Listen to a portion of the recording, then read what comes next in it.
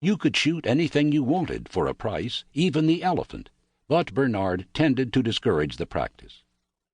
It made an awful mess for one thing, and when all was said and done, it was the big animals, the elephant, the rhino, the water buff, and giraffe, that gave the place its credibility, not to mention ambiance.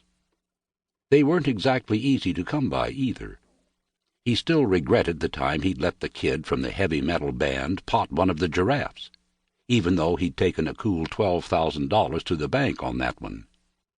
And then there was the idiot from MGM, who opened up on a herd of zebra and managed to decapitate 2 ostriches and lame the Abyssinian ass in the process. Well, it came with the territory, he supposed, and it wasn't as if he didn't carry enough insurance on the big stuff to buy out half the L.A. Zoo if he had to. He was just lucky nobody had shot himself in the foot yet, or the head. Of course, he was insured for that, too. Bernard Puff pushed himself up from the big mahogany table and flung the dregs of his coffee down the drain.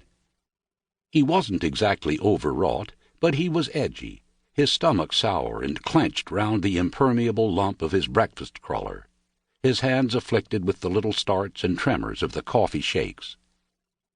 He lit a cigarette to calm himself and gazed out the kitchen window on the dromedary pen, where one of the moth-eaten Arabians was methodically peeling the bark from an elm tree. He looked at the thing in amazement, as if he'd never seen it before, the flexible lip and stupid eyes, the dully working jaw, and made a mental note to offer a special on camels. The cigarette tasted like tin, like death.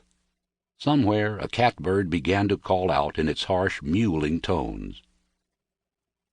The new people were due any minute now, and the prospect of new people always set him off. There were just too many things that could go wrong. Half of them didn't know one end of a rifle from the other. They expected brunch at noon and a massage an hour later, and they bitched about everything, from the heat to the flies to the roaring of the lions at night.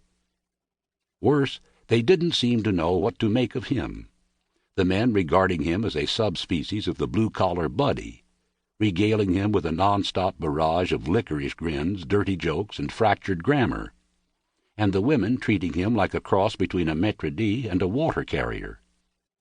Dudes and greenhorns, all of them, parvenus, money grubbers, the kind of people who wouldn't know class if it bit them. Savagely snubbing out the cigarette in the depths of the coffee mug, Bernard wheeled round on the balls of his feet and plunged through the swinging doors and out into the high, dark hallway that gave onto the foyer. It was stifling already, the overhead fans chopping uselessly at the dead air round his ears, and the sweat prickling at his new-shaven jowls as he stomped down the hall. A big man in desert boots and khaki shorts, with too much belly and something over-eager and graceless in his stride. There was no one in the foyer and no one at the registration desk. Espinosa was out feeding the animals. Bernard could hear the hyenas whooping in the distance, and the new girl, what was her name, hadn't made it to work on time yet, not once. The place seemed deserted, though he knew Orbelina would be making up the beds and Roland sneaking a drink somewhere, probably out behind the lion cages.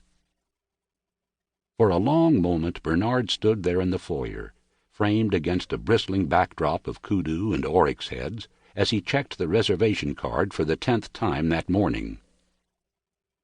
Mike and Nicole Bender, Bender Realty, 15125 Ventura Boulevard, Encino, California.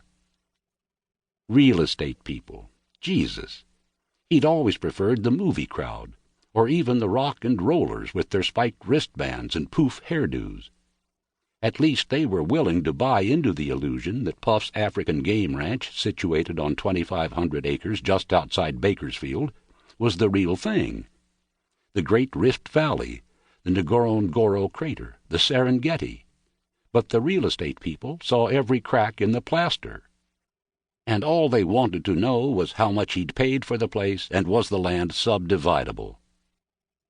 He looked up into the yellow-toothed grin of the sable mounted on the wall behind him, the sable his father had taken in British East Africa back in the 30s, and let out a sigh. Business was business, and in the long run it didn't matter a whit who perforated his lions and gazelles, just as long as they paid. And they always paid, up front and in full. Bernard saw to that.